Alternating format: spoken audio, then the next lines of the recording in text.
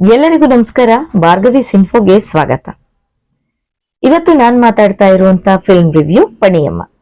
ಪಣಿಯಮ್ಮ ಒಂದು ಸಾಂಪ್ರದಾಯಿಕ ಬ್ರಾಹ್ಮಣ ಕುಟುಂಬದ ಕಥೆಯಾಗಿದೆ. ಇದು ತುಂಬಾ ಹಳೆ movie, black and white movie ಅಂತಾನೆ ಹೇಳ್ಬೋದು. ಇದರ ಒಂದು ಮೂಲ ಉದ್ದೇಶ ವಿಧವಾ ವಿವಾಹ ಅನ್ನೋದಾಗಿದೆ. ಯಾಕಾಗ್ಬಾರ್ದು ವಿಧವಾ ಪುನರ್ವಿವಾಹ ಅನ್ನೋ ಒಂದು ಪಾಯಿಂಟ್ಸ್ ನ ಇಟ್ಕೊಂಡು, ಅನ್ನೋ ಒಂದು ಉದ್ದೇಶನ ಇಟ್ಕೊಂಡು ಈ ಚಿತ್ರನ ನಿರ್ಮಾಣ ಮಾಡಿದ್ದಾರೆ. ಇದರ ಒಂದು ಚಿತ್ರಕಥೆ ಪ್ರಾರಂಭ ಆಗೋದು ಕಟ್ಟ ಬ್ರಾಹ್ಮಣರ ಪರಿವಾರದಲ್ಲಿ. ಈ ಪರಿವಾರದಲ್ಲಿ ಒಂದು ಹೆಣ್ಣು ಮಗುವಿನ ಜನ್ಮ ಆಗುತ್ತೆ. ಆ ಮಗು ಹುಟ್ಟಿದಾಗ ನಿದ್ದೆಗಣ್ಣನ ಆಮ್ಲಿನಲ್ಲಿ ಜಾತಕನ ತಪ್ಪಾಗಿ ಬರೆದ್ಬಿಡ್ತಾರೆ. ಯಾಕೆಂದ್ರೆ ಆ ಜಾತಕದಲ್ಲಿ ದೋಷ ಇರುತ್ತೆ, ಇವ್ರಿಗೆ ಗೊತ್ತಾಗಿರೋದಿಲ್ಲ, ಗೊತ್ತಿಲ್ಲದೆ ಆದಂತ ಮಿಸ್ಟೇಕು. ಇದಾದ ಒಂದ್ ಸ್ವಲ್ಪ ವರ್ಷಗಳಿಗೆ ಪಣಿಯಮ್ಮಂಗೆ ಮದ್ವೆ ಆಗುತ್ತೆ. 8-10 ವರ್ಷಕ್ಕೆ ಮದ್ವೆ ಮಾಡಿ ಸಂಭ್ರಮದಲ್ಲಿ ಇರೋ ಅಂತದ್ರಲ್ಲೇ ಒಂದು ದಿನ ಇವರು ಜಾತ್ರೆಗೆ ಹೋಗ್ಬೇಕು ಅನ್ನೋ ಒಂದು ಅವಕಾಶ ಸಿಗುತ್ತೆ. ಪಣಿಯಮ್ಮ ಚುಕ್ಕಿ ಬಳೆಗಳನ್ನ ಹಾಕಿಸ್ಕೋಬೇಕು ಅಂತ ಆಸೆಯಿಂದ ಇರ್ತಾಳೆ. ಜಡೆಗೆ ಜಡೆ ಬಿಲ್ಲೆ ಹಾಕಿಸ್ಕೋಬೇಕು ಅಂತ ಆಸೆಯಿಂದ ಇರ್ತಾಳೆ. ಚಿನ್ನದ ಜಡೆ ಬಿಲ್ಲೆಗಳನ್ನ ಹಾಕಿ ಮಗುನ ಅಲಂಕಾರ ಮಾಡಿ ಕರ್ಕೊಂಡು ಹೋಗ್ತಾರೆ. ಆದ್ರೆ ಯಾರೋ ಬಂದು ಜಡೆನ ಕಟ್ ಮಾಡ್ಕೊಂಡು ಹೊಟ್ಟೋಗ್ತಾರೆ. ಮನೆಯಲ್ಲಿ ಇದನ್ನ ಅಪಶಕನ ಅನ್ಕೊಂಡು ಅತ್ತೆ ಮನೆಗೆ ಗೊತ್ತಾದ್ರೆ ಸುಮ್ನೆ ಬಿಡ್ತಾರ ಅಂತ ಹೇಳಿ ಮಗುಗೆ ಕತ್ಲೆ ಕೋಣೆನಲ್ಲಿ ಕೂಡ ಹಾಕ್ತಾರೆ. ಜಡೆ ಬೆಳೆಯೋವರೆಗೂ ಯಾರ ಹತ್ರನೂ ಮುಖ ತೋರಿಸ್ಬಾರ್ದು, ಮಾತಾಡ್ಬಾರ್ದು ಅಂತ ಹೇಳ್ತಾರೆ. ಮುಂಜಾನೆ ಸೂರ್ಯ ಹುಟ್ಟಕ್ ಮುಂಚೆನೆ ಎದ್ದು ತುಳಸಿ ಪೂಜೆ ಮಾಡಿ ಆ ಮಗು ಮನೆಯಲ್ಲಿ ಇರ್ಬೇಕಾಗತ್ತೆ. ಈ ವಿಷಯ ಅತ್ತೆ ಮನೆಗೆ ಗೊತ್ತಾಗ್ಬಾರ್ದು. ಆದ್ರೆ ಅವಳ ಒಂದು ಬ್ಯಾಡ್ ಲಕ್ ಏನಾಗಿರುತ್ತೆ ಅಂದ್ರೆ, ಮಗುವಿನ ಗಂಡ ಏನಿರ್ತಾನೆ ಅವನು ಚಿಕ್ಕ ಹುಡುಗನೇ ಆಗಿರ್ತಾನೆ. ಆಟ ಆಡಕ್ ಹೋದಾಗ ಹಾವು ಕಚ್ಚಿ ಆ ಹುಡುಗ ತೀರೋಗ್ತಾನೆ. ಇದೆಲ್ಲ ಆಗಿದ್ದೆ ಈ ಅಪಶಕನದಿಂದ.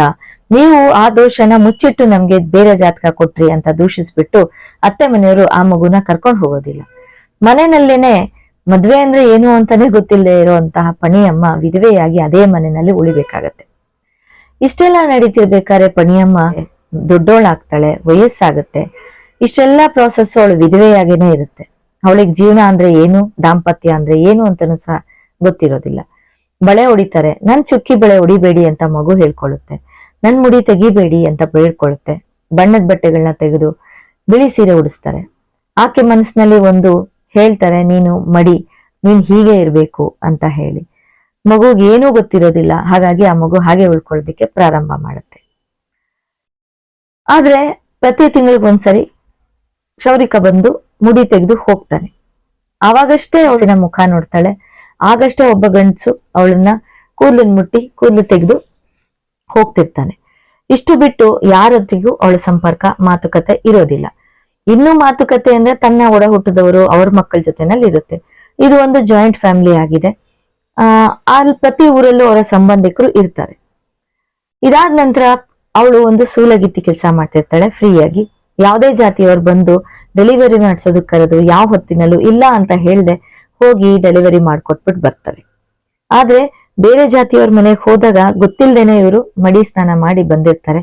ಮನೆಯಲ್ಲಿ ಯಾರಿಗೂ ಹೇಳ್ಬೇಡಿ ಅಂತ ಸೊಸೆದಿರ್ಗೆ ಹೇಳ್ತಾರೆ. ಪಣಿಯತ್ತೆ ಅಂತ ಗುರುತಿಸಲ್ಪಟ್ಟ ಈಕೆನ ಎಲ್ಲರೂ ಗೌರವಿಸ್ತಾ ಇರ್ತಾರೆ. ಎಲ್ಲರಿಗೂ ಇವಳ ಬಗ್ಗೆ ಒಂದು ಅನುಕಂಪ ಇರುತ್ತೆ. ಆಕೆ ಒಂದ್ಸರಿ ಗಮನಿಸ್ತಾಳೆ, ತನ್ನ ಒಂದು ಸಂಬಂಧಿಕ ಜನಿವಾರ ಬದಲಾಯಿಸ್ತಾ ಇರ್ತಾನೆ ಅಂತ.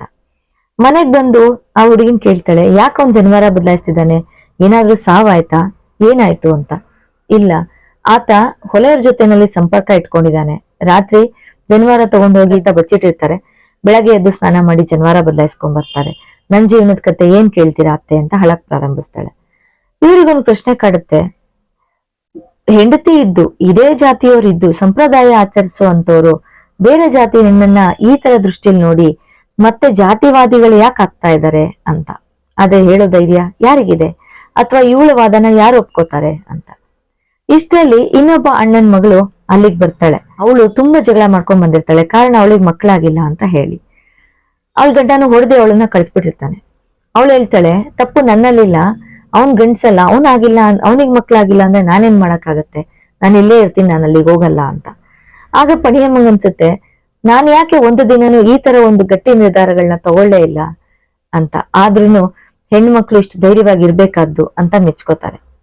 ಅಲ್ಲಿಗೆ ಅವಾಗವಾಗ ಬರ್ತಿದ್ದಂತ ಇನ್ನೊಬ್ಬ ನೆಂಟ ಮತ್ತೆ ಈ ಹುಡುಗಿ ಮಧ್ಯ ಪ್ರೇಮ ಆಗತ್ತೆ. ಮತ್ತೆ ಒಂದು ಅನೈತಿಕ ಸಂಬಂಧ ಸಹ ಪಣಿಯತ್ತೆ ನೋಡ್ಬಿಡ್ತಾರೆ. ಆದ್ರೆ ಎಲ್ಲೋ ಒಂದ್ ಕಡೆ ಅಸಹ್ಯ ಆಗತ್ತೆ, ಹೆಣ್ಣು ಈ ತರನೂ ಬಾಳ್ಬೇಕಾ ಅಂತ ಹೇಳಿ. ಅವತ್ತು ನಿರ್ಧಾರ ಮಾಡ್ತಾರೆ, ಆ ಕ್ಷೌರಿಕನಿಂದನೂ ಸಹ ನಾನು ಮುಟ್ಟಿಸ್ಕೋಬಾರ್ದು ಅಂತ ಹೇಳಿ. ತಾನೇ ಒಂದು ಕಾಯಿನ ತಗೊಂಬಂದು ಅರ್ದು ತಲೆಗೆ ಹಚ್ಕೋತಾರೆ.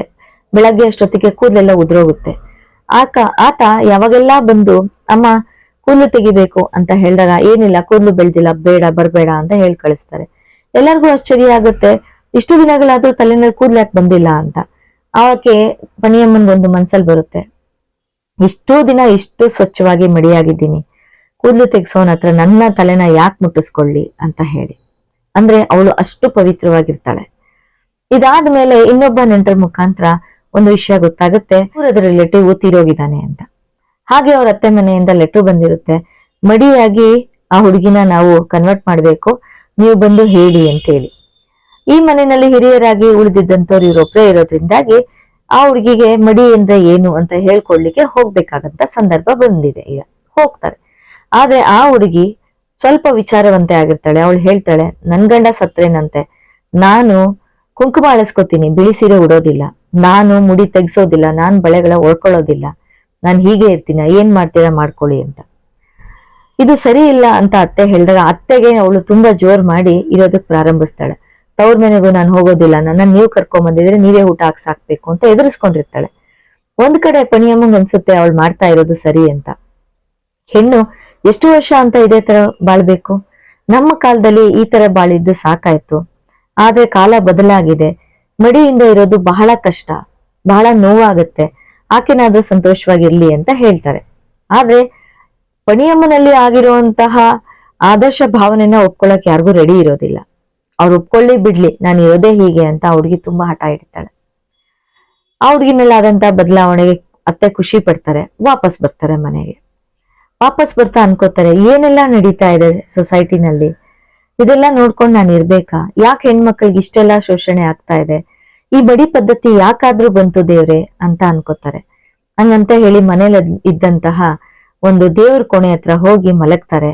ಮಲಗದಂತ ಅತ್ತೆ ಮತ್ತೆ ಮೇಲೆ ಹೇಳೋದೇ ಇಲ್ಲ. ಈ ಕಡೆ ಸೊಸೆ ಏನಿರ್ತಾಳೆ, ಮಡಿ ಮಾಡಿಸ್ಕೊಳಲ್ಲ ಅಂತ ಹೇಳ್ದವಳು ತುಂಬಾ ಗಲಾಟೆ ಆಗ್ತಿರುತ್ತೆ. ಅತ್ತೆ ಗೊತ್ತಾಗುತ್ತೆ ಅವಳು ಗರ್ಭಿಣಿ ಅಂತ ಹೇಳಿ.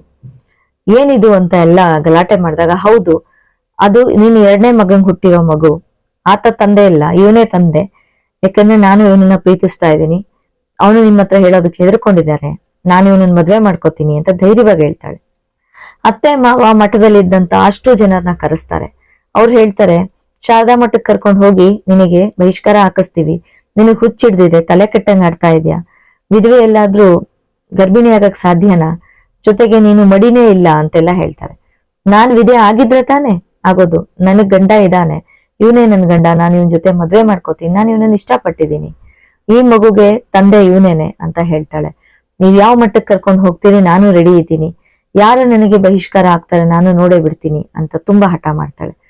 ಈಕೆ ಹತ್ರ ವಾದ ಮಾಡಕ್ ಆಗೋದಿಲ್ಲ, ತುಂಬಾ ಜೋರಿದ್ದಾಳೆ ಅಂತ ಹೇಳಿ ಜನ ಹೊಟ್ಟೋಗ್ತಾರೆ. ಆಕೆ ಮೈದನ್ನ ಮದ್ವೆ ಮಾಡ್ಕೋತಾಳೆ. ಅದಾದ ನಂತರ ಅವ್ರು ಸಂಸಾರ ಮಾಡೋದಕ್ಕೆ ಪ್ರಾರಂಭ ಮಾಡ್ತಾರೆ. ಇದು ಬದಲಾವಣೆಯನ್ನ ಒಂದ್ ರೀತಿನಲ್ಲಿ ಈ ಚಿತ್ರದಲ್ಲಿ ತೋರಿಸಿದ್ದಾರೆ. ಅಂದ್ರೆ ಹಿಂದಿನ ಕಾಲದಲ್ಲಿ ಬಾಲ್ಯ ವಿವಾಹ ಮಾಡ್ತಾ ಇದ್ರು, ಅದು ತಪ್ಪು. ಜೊತೆಗೆ ಬಾಲ್ಯ ವಿವಾಹ ಆದಂತಹ ಬಾಲ ವಿಧವೆಯರಿಗೆ ಪುನರ್ ವಿವಾಹ ಮಾಡಿಸ್ತಾನೆ ಇರ್ಲಿಲ್ಲ. ಆಕೆಯನ್ನ ನೋಡ್ತಿದ್ದವರೆಲ್ಲರೂ ಕೆಟ್ಟ ದೃಷ್ಟಿನಲ್ಲೇ ನೋಡ್ತಾ ಇದ್ರು. ಸೊಸೈಟಿನಲ್ಲಿ ಆಕೆ ಬಹಳ ತುಂಬಾ ಕಷ್ಟ ಆಗ್ತಾ ಇತ್ತು. ಮಡಿ ಅನ್ನೋ ಹೆಸರಿನಲ್ಲಿ ಆಕೆಗೆ ತುಂಬಾ ಶೋಷಣೆ ಆಗ್ತಾ ಇತ್ತು. ಒಪ್ಪತ್ತೂಟ ಸಿಗ್ತಾ ಇತ್ತು, ಉಪ್ಪು ಖಾರ ಇಲ್ಲದೆ ಊಟ ಸಿಗ್ತಾ ಇತ್ತು, ಬಣ್ಣದ ಬಟ್ಟೆಗಳು ಹಾಕೊಳ್ಳೋ ಆಗಿರ್ಲಿಲ್ಲ, ಪಿಕ್ಚರು ಸಿನಿಮಾಗ್ ಹೋಗೋದೇ ಇರ್ಲಿಲ್ಲ. ಈ ತರ ತುಂಬಾ ತ್ಯಾಗಗಳನ್ನ ಆಕೆ ಮಾಡ್ಬೇಕಾಗಿತ್ತು. ಆದ್ರೆ ಯಾವಾಗ ಹೆಣ್ಣು ನಾನು ಅದಕ್ಕೆ ಸಿದ್ಧ ಇಲ್ಲ ಅಂತ ನಿಂತ್ಕೋತಾಳೆ, ಆಗ ಇಡೀ ಸೊಸೈಟಿ ಒಂದಾದ್ರೂ ಸಹ ಏನೂ ಮಾಡಕ್ ಆಗೋದಿಲ್ಲ ಅನ್ನೋ ಒಂದು ನೀತಿನ ಒಂದು ಪಾತ್ರದಲ್ಲಿ ತೋರಿಸಿದ್ದಾರೆ. ಯಾಕೆ ಇದೇ ಮದಿ ಪದ್ಧತಿ ಬೇಕು ಅಂತ ವಾದ ಮಾಡೋದು ಪಣಿಯತ್ತೆಯ ಒಂದು ಪಾತ್ರದ ಮುಖಾಂತರ ಹೇಳಿದ್ದಾರೆ. ಒಟ್ಟಾರೆ ಈ ಚಿತ್ರದಲ್ಲಿ ವಿಧವಾ ಪುನರ್ ವಿವಾಹಕ್ಕೆ ಪ್ರೇರಣೆಯನ್ನ ಕೊಟ್ಟಿದ್ದಾರೆ. ಇದು ಸಹ ಗಾಂಧೀಜಿಯವರ ಒಂದು ಆದರ್ಶ ತತ್ವಗಳಲ್ಲಿ ಒಂದಾಗಿ ಮೂಡಿ ಬಂದಿರುವಂತ ಚಿತ್ರ ಅಂತ ಹೇಳ್ಬೋದು. ತುಂಬಾ ಅದ್ಭುತವಾಗಿದೆ. ಸಮಯ ಸಿಕ್ಕಾಗ ಪಣಿಯಮ್ಮ ಅನ್ನೋ ಬ್ಲಾಕ್ ಅಂಡ್ ವೈಟ್ ಚಿತ್ರನ ಖಂಡಿತ ನೋಡಿ. ತಪ್ಪಾಗಿದ್ರೆ ರಿವ್ಯೂನಲ್ಲಿ ಕ್ಷಮಿಸಿ ಅಂತ ಹೇಳ್ತಾ ನನ್ನ ಮಾತನ್ನ ಮುಗಿಸ್ತಾ ಇದ್ದೀನಿ. ಧನ್ಯವಾದಗಳು.